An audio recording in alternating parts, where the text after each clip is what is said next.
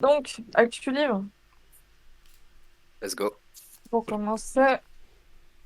Alors, comme j'ai oublié que j'avais des sorties préenregistrées sur mon téléphone et que je m'en suis rappelé il y a 5 minutes, je vais vous en parler vite fait. Donc, en sortie récente, on a Légende et lattes de Travis Baldree. Ça a l'air d'être fun et c'est de la fantasy. On a aussi Les Chevaliers de Sombre Cœur de Laure Eve, fantasy aussi chez De Saxius. Les mystères de Salamonis, un livre dont vous êtes le héros, Défi fantastique de Steve Jackson. Et voilà sur les quelques-unes que j'avais un peu oubliées. En sortie, donc on va partir science-fiction. En sortie récente, vous avez chez les éditions Critiques le tome 4 de Seconde Écumène. Donc on arrive bientôt à la fin de cette quintuologie. Chez Folio SF, il y a Célestopol 1922 d'Emmanuel Chastelier qui est sorti en poche. Au Diable Vauvert, il y a l'anthologie des Imaginales, le futur de la cité, qui sort dans la semaine en fait. Voilà, on note un changement d'éditeur pour les anthologies des Imaginales. Chez Le Bélial, les deux tomes de la série Une heure de lumière qui sont parus, Houston, Morosez-vous de James Junior Tiptree et Rossignol de Audrey Plenay. Et en sortie à venir, on a Antarctica de Étienne Kunsch qui sort le 26 mai. Donc Étienne Kunsch qui est un scientifique de formation et qui met beaucoup d'aspects scientifiques dans ses livres. Il y a beaucoup de recherches derrière, voilà, si ça vous intéresse. Chez Actu SF, on a le space opéra Bluebird de Pierlot. Chez Mnemos, on a la réédition de Babel 17 de Samuel Delany. En post-apo, le livre de Nathan de Nicolas Cartelet qui sort chez Mu. Et le Janissaire d'Olivier Béranval. C'est trois sorties qui sortent le 7 juin. Et dernière sortie le 7 juin, on a un livre d'anticipation, Terra Humanis, de Fabien Cerruti. Donc c'est réussi dans le 21e siècle utopique. C'est positif, c'est la volonté de voir qu'il n'est pas trop tard pour agir et qu'on peut encore sauver notre siècle. Voilà. Chez les moutons électriques, on a un livre de post-apo Péninsule de Michael J. Coney qui sort le 14 juin. Chez Le Bélial, nous avons un livre qui se place entre SF et fantasy, Le dernier des aînés de Adrien Tchaï- Tchaïkovski, qui sort le 31 août. Chez Albin Michel Imaginaire, nous avons un Planet Opera, Les Professionnels de Vénus de Derek Kunsken, qui sort le 31 mai. Et voilà. En fantasy maintenant, nous avons en sortie récente Keroed est enfin arrivé si vous l'avez précommandé et donc il est enfin paru chez Projet Silex. Je ne l'ai pas encore lu, mais il a l'air vraiment bien. Nous avons j'ai lu la sortie poche donc de Soroland et la sortie poche de Jeunesse de la Cité de N.K. Jemisin. D'ailleurs, du même auteur, le tome 2, Némésis de la Cité, vient de paraître. Et donc, plus généralement en fantasy, on a chez Critique Avenir. Non. Sortie récente, pardon. Le Cri des Chimères de Marie Sylvan. Donc c'est le premier livre jeunesse de la nouvelle collection Déclic aux éditions critiques du coup. Et c'est que par là qu'ils ouvrent leur nouvelle collection, qui s'annonce plutôt bien. Chez les Forges de Vulcain, on a Ikiro de Benoît-Marie Lecoing. Une aventure, une romance dans un japonais merveilleux un peu. Chez les éditions Radio, on a aussi Six couronnes écarlates de Elisabeth Lim, qui est de la fantaisie orientale. Chez Folio et Self, on a toute la réédition du cycle de Sif dans leur nouvelle collection Folio Fantasy. Donc c'est le cycle de Sif, c'est de Patrick K. Dudney. Et on a également Dernier jour d'un monde oublié de Chris Vuklicevic, qui a été réédité selon cette nouvelle édition. Au Diable Vauvert, on a La Porte des Remparts Sublimes de Pierre Bordage. Donc c'est une fantaisie un peu érotique apparemment. Et on a aussi Anansi Boys de Neil Gaiman. Donc Neil Gaiman revient dans son univers, dans l'univers d'American Guns, pour ouvrir une nouvelle histoire finalement. D'après ses propres mots, si on devait définir Anansi Boys, ce serait une épopée magico-horrifico, thrilo-fantastico-romantico-comico-familiale, même si cela exclut son côté polar et tout son aspect culinaire. Bref, c'est un livre de moi et je me suis vraiment amusée en l'écrivant. Moi, j'ai très envie de le lire, du coup, c'est juste aspect culinaire qui m'a intéressé, mais c'est pas grave. La nourriture, c'est important. Chez les Un éditions peu de comme Noël, d'hab, nous quelque avons... part, quoi. Mais non, mais c'est important, et c'est pas toujours mis en avant. Voilà, du coup, le prochain titre, c'est du thé pour les fantômes. Voilà. De Chris Vuklicevic, qui paraît chez les éditions de Noël. Donc, ce sont deux sœurs, Agonie qui est sorcière et Félicité qui est passeuse de fantômes. Leur mère vient de mourir et elles veulent savoir ce qu'elle voulait leur révéler juste avant de mourir. Donc, elles essayent de trouver le fantôme de leur mère et ça se passe un peu dans un salon de thé. Voilà. En sortie à venir, chez Critique, nous avons La Machine à aimer de Lou Jeanne qui va sortir le 23 juin. Chez ActuSF, Les Loups de Cendre Morte de Colin Hayne qui va sortir le 21 juin. Chez Mnemos, on a L'âme des parangons de Pierre Grimbert qui va sortir le 5 juillet. Pour ceux qui connaissent un peu l'univers de Pierre Grimbert, ou ceux qui ne connaissent pas, c'est un livre qui est complètement indépendant. Donc, que vous connaissiez ou connaissiez pas ses livres et ses séries, vous pouvez lire et entrer dans son univers. Chez La Talente, il y a l'édition poche de la duologie Le Clairvoyage de Anna Fakouri et l'édition poche de la... Non, duologie Le Clairvoyage et trilogie Roel de Pierre Bordage. Ça sort en début juin. Voilà. Chez Le Bélial, La Géante et le Naufrageur de Léo Henry qui sort le 8 juin. Aux éditions Calidor, vous avez Le Fort intérieur de Stella Benson qui va sortir le 26 mai, donc à peine dans quelques jours. Les premières pages, le premier chapitre sont en train de paraître, enfin sont déjà parus sur le site Actualité que je vous ai mis dans le chat. Ensuite, chez Scrineo, il y a La Cité du Savoir de Nadia Kos qui va sortir le 25 mai. Et le tome 2 de Hybride, l'empreinte de la chimère de Gwendoline Vervel qui sort le 31 août. Et le tome 1 avait l'air sacrément bien.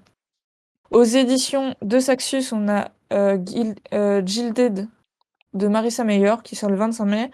Et Les Disparus du Pays Imaginaire d'Aiden Thomas qui sort le 6 juillet. Et enfin, on va partir sur les essais et autres livres.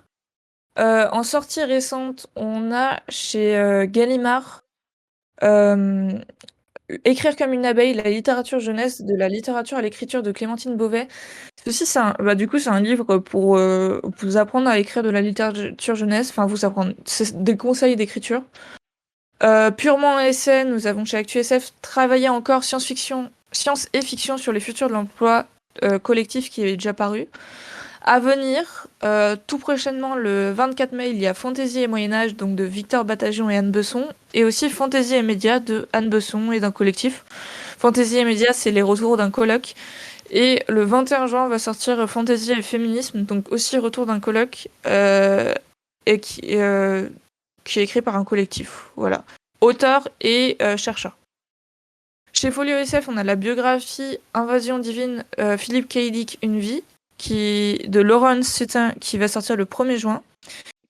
Et enfin, chez Mouton électrique, vous pouvez toujours souscrire à l'abonnement de leur magazine, que je vous remets aussi en lien. Donc, Fiction, l'imaginaire radical, ça c'est... Je vais globalement vous le redire jusqu'à décembre, jusqu'à ce qu'ils mettent les numéros suivants, quoi. Voilà pour les sorties.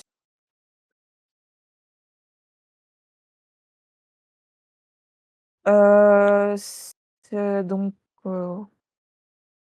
tout, parce que vu qu'on a réduit la taille du live, et puis aussi pour la bonne et simple raison que c'est pas vraiment un mois de grosses sorties.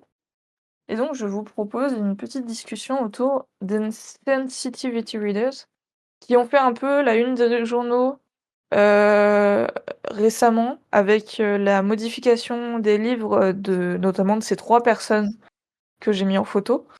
Donc à gauche, vous avez Ian Fleming, au milieu Roald Dahl et à droite Agatha Christie. Ces trois personnes avaient un point commun, c'est l'écriture, enfin, le fait d'insérer des termes racistes dans leurs livres, ce qui a été soumis à la lecture de sensitivity readers et qui a donc été modifié aussi bien dans les éditions américaines enfin anglophones que françaises. Roald Dahl, récemment, il y a eu deux éditions de ces livres, une avec le texte original, une avec les mots qui ont été modifiés. Agatha Christie, ça avait déjà été le cas plus tôt, et aussi en France, une maison d'édition a mis des notes concernant les mots pour sans changer le texte, expliquer que, notamment pour les plus jeunes, que c'est pas des mots à employer. Le mot que je ne vais pas utiliser pour des raisons de strike. Voilà. Mais aussi, ce qui se passe avec les sensitivity readers, c'est que il y a un peu le problème de vouloir corriger à l'extrême. C'est-à-dire que moi j'ai lu dans différents articles dans Le Monde et enfin j'ai lu beaucoup d'articles où des auteurs témoignaient qu'on leur avait dit de supprimer par exemple des noms de maladies. Parce que ça pourrait heurter le lecteur de savoir que telle personne ou personnage, enfin en l'occurrence c'était des mémoires, donc c'était vraiment une personne qui était touchée, peut être victime d'une maladie. Et donc, enfin, qu'en pensez-vous, vous autres qui êtes avec moi? Mhm. Je vais laisser ce bon vieux R s'exprimer en premier, je pense. Ouais, oui. Bah écoute, moi si tu veux, le travail des sensitivity readers, euh, comment dire, je pense qu'en fait, à l'heure actuelle, il y a c'est mis en lumière, tu vois, parce qu'il y a un gros délire. Je suis désolé, hein, je vais devenir politique très très très vite. Bon, c'est un sujet politique, donc. Oui, Ouais, c'est oui, un mais sujet là voilà. Mais c'est qu'en fait, si tu veux, genre à droite, il y a une espèce de grosse paranoïa en fait qui se met en place avec des ennemis imaginaires, tu sais, le fameuse oui, la culture woke. la culture woke, tu sais, genre la cancel culture, tu vois. Ouais. Et alors que, enfin d'ailleurs, petite parenthèse, mais ce qui est très très drôle d'ailleurs à ce niveau-là, c'est qu'en fait quand tu regardes la cancel culture, c'est pas du tout les gens entre guillemets woke qui la font, c'est beaucoup plus les gens entre guillemets pas du tout woke, tu vois. Genre typiquement quand t'as un noir dans une série, c'est cette série-là qui va se faire review bombée, tu vois. Bon, je sais pas si ça se dit Mm. un franglicisme comme ça, tu vois. Le review bombing, ça se fait. Si, il y a eu un review bombing comme ça, on va dire, dans certains jeux vidéo de type Harry Potter. Mais voilà. Mais, Mhm. c'est, je pense que la cancel culture, parce que concrètement, c'est ça en fait qui est dénoncé avec cette histoire de sensitivity pardon, readers. La cancel culture, de mon point de vue, c'est plus un truc qui se passe justement au niveau des gens qui, euh, qui dénoncent les cultures woke, tu vois. Oui. Et de mon point de vue, c'est pas l'inverse, tu vois.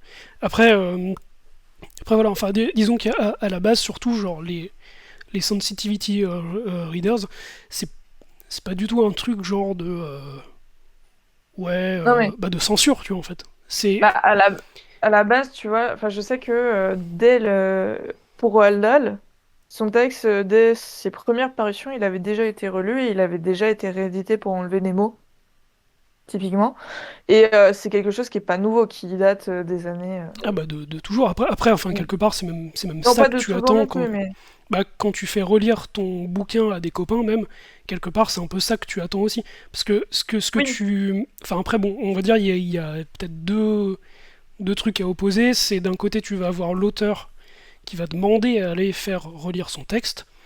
Et ça c'est une démarche qui est très pure et qui est bien, parce que du coup, ça prouve que l'auteur, il a des doutes sur son texte. Ça Mm. prouve que aussi il veut l'améliorer.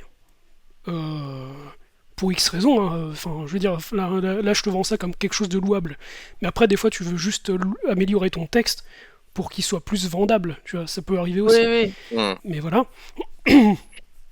Euh, Et puis de l'autre côté, tu peux avoir aussi des maisons d'édition qui vont plus ou moins imposer ça à leurs auteurs. Et là, c'est peut-être une démarche un peu moins sympa. Mais, euh, mais après, voilà, Ouais. enfin, je Ouais. pense que là, toi tu parlais carrément de supprimer des mots, genre des maladies et tout machin. Oui, non, là, effectivement, là, ça ressemble plus à de la censure qu'à autre chose. Voilà, c'est... Mais en tout cas, le boulot à la base de Sensitivity Readers, c'est même d'ailleurs de recevoir, on va dire, des romans, des bouquins qui vont être très très crus, qui vont avoir des thèmes qui vont être vraiment violents et, et qui vont, comment dire, enfin en gros, genre le boulot à la base du Sensitivity Readers, c'est pas genre de recevoir un bouquin extrêmement raciste et d'enlever tous les termes racistes pour que ce Mm. soit accessible à tout le monde. C'est pas du tout ça le boulot d'un Sensitivity Readers en fait. Le Sensitivity Readers, il est là bah, déjà pour accompagner l'auteur pour que ce qu'il écrive corresponde vraiment aux idées qu'il veut faire passer, tu vois. Et puis voilà, en fait, c'est pas vraiment une histoire de censure, quoi, à la base. Après, effectivement, Mm. si tu commences à supprimer, à dire non, bah voilà, telle personne, elle avait, je sais pas, genre le sida, bah en fait, non, t'as pas le droit de le dire, ça, effectivement, ça ressemble plus à de la censure. Mais je suis pas sûr qu'un auteur puisse, comment dire, ne puisse pas avoir le dernier mot, tu vois, dans ces cas-là, tu vois. Voilà. Enfin, je sais pas, quelle est Alors, ta vision, Ça Steve dépend. Flavox. c'est dépendant parce que ça Ouais. reste l'éditeur qui a le dernier mot sur la publication de toute façon. Et pour revenir sur ce que tu as dit, en fait, le fait de d'accompagner l'auteur dans sa démarche d'écriture et de faire un suivi, c'est simplement le boulot d'éditeur de base. C'est juste qu'on est aujourd'hui dans une démarche d'inclusivité et Bah, disons que l'appel au sensitivity readers, c'est surtout sur des contextes, des sujets que l'éditeur n'est pas forcément le plus à même de commenter. Mm, C'est-à-dire que quand, si tu es éditeur et que tu as un roman qui arrive sur, je te dis, LGBTQ+, hein, en général, tu vois, et si enfin, tu peux être ouvert à ce sujet, enfin, j'espère que tu es ouvert à ce sujet, tu vois, mais même en étant ouvert à ce sujet, t'es pas obligé de tout connaître et si il va parler de choses spécifiques, tu peux faire appel à des sensitivity readers pour dire bah moi enfin déjà je suis pas forcément concernée et en plus je sais pas du tout, enfin je m'y connais pas, tu vois. Donc pour pas aussi vérifier, pas propager non plus oui. des À fausses partir du moment définitions. où la personne fait cette démarche-là, c'est déjà une démarche, encore une fois, d'inclusivité et Oui. d'ouverture d'esprit qui permet ça. Mais j'ai deux, trois questions. Du coup, c'est des gens dont c'est le métier, c'est ça? Enfin, je suis mal renseigné sur ça. Oui, oui, c'est ça, tout à fait. Ok.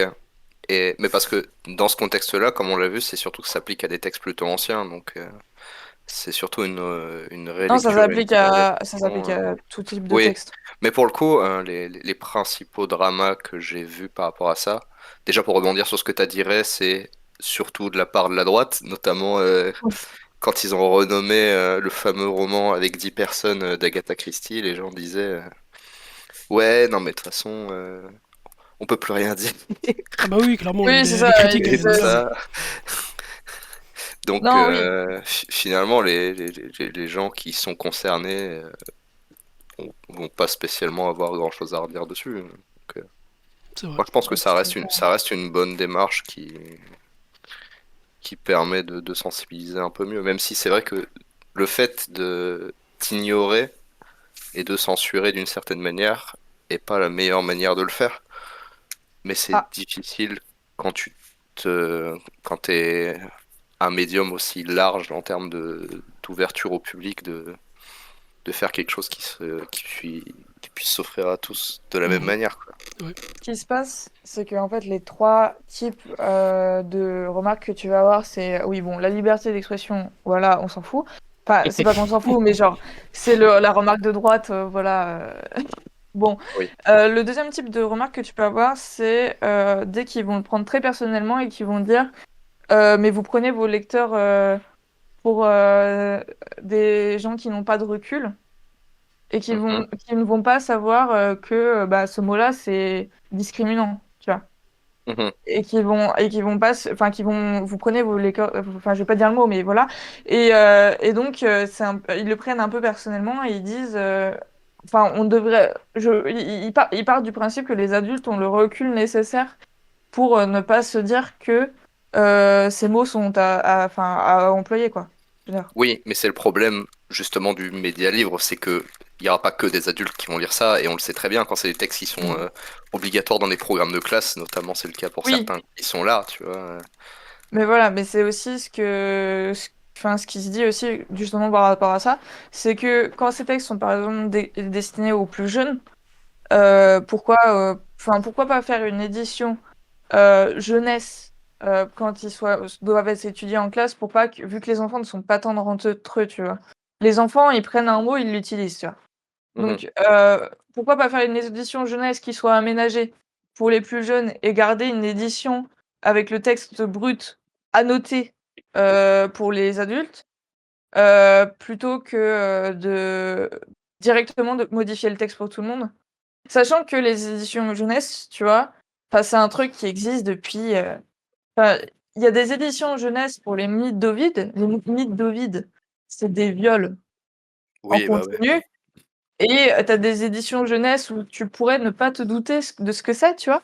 Et personne ne fait un procès en disant: «Waouh, mais vous avez réécrit Ovide», Mhm. tu vois? Et voilà, c'est Je vois. c'était mon enfin, et le troisième argument, c'était celui que j'ai dit, c'est le quand la censure, enfin, quand ça devient de la censure, quoi. Quand ça Hmm. devient Oui, où Après, là, c'est il y a vraiment de aussi, la perte de liberté d'expression. il y a aussi, je pense, un débat qu'on peut mettre dans le même panier, tu vois. C'est c'est celui de comment dire. Mais là, c'était plus sur les histoires alors soit des fois de traduction, soit des fois juste de réadaptation du texte à l'époque plus contemporaine, tu vois. La question de la préservation de l'œuvre originale, tu vois. Mais Oui, tu sais, parce que du coup, alors enfin là pour le coup c'est pas forcément un délire de sensitivity readers, mais tu sais t'as aussi je sais plus quel bouquin c'était dernièrement, où en gros genre il y a pas mal de mots qui ont été remplacés par des synonymes plus modernes, et ça fait péter les ouais, câbles à des gens en fait. oui, Parce que ouais, moi je l'ai pas lu comme ça, il était pas écrit pareil et tout machin. Et en fait, je pense que ce qui est essentiel aussi à garder en tête, et c'est là où du coup ça va reboucler, vous en faites pas avec notre sujet de discussion, c'est qu'en fait, genre un texte, en fait, c'est important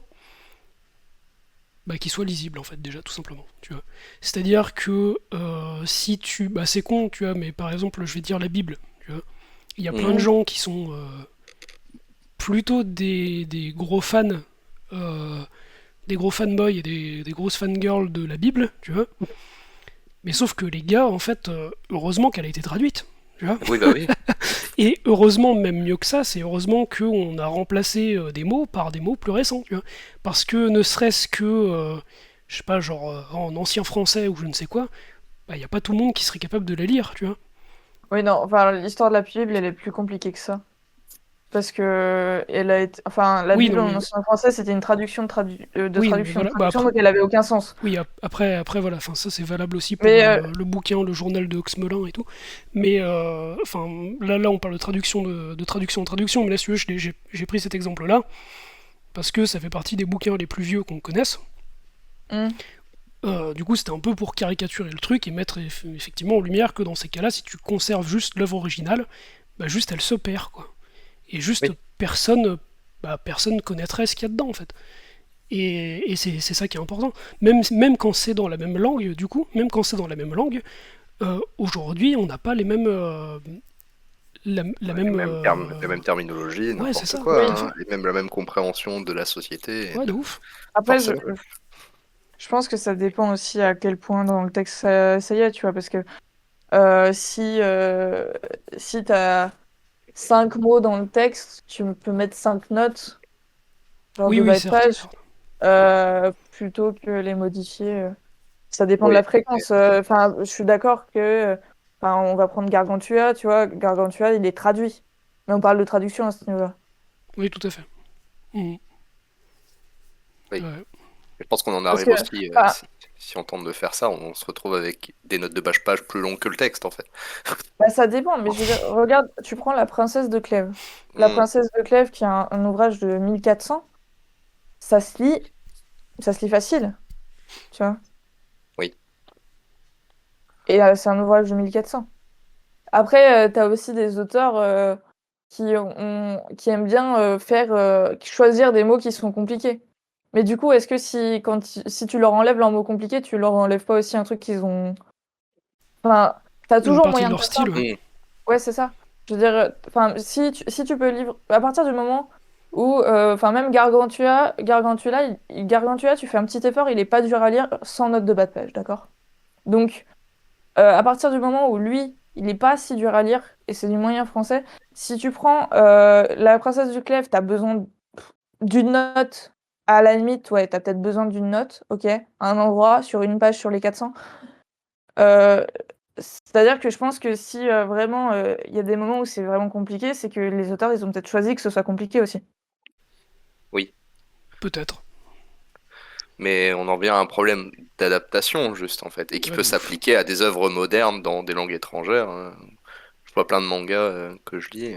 Souvent, des gens essaient de faire ça, de mettre des notes en disant l'intention de l'auteur à ce moment-là. Et c'est vrai que ça devient difficilement lisible à ce moment-là. Ouais, tout à fait. Bah, en fait, c'est ça le truc, c'est qu'après, bon, enfin, quand il s'agit de d'éditer, de rééditer, enfin, je veux dire éditer dans le sens modifier des œuvres dont les auteurs sont morts.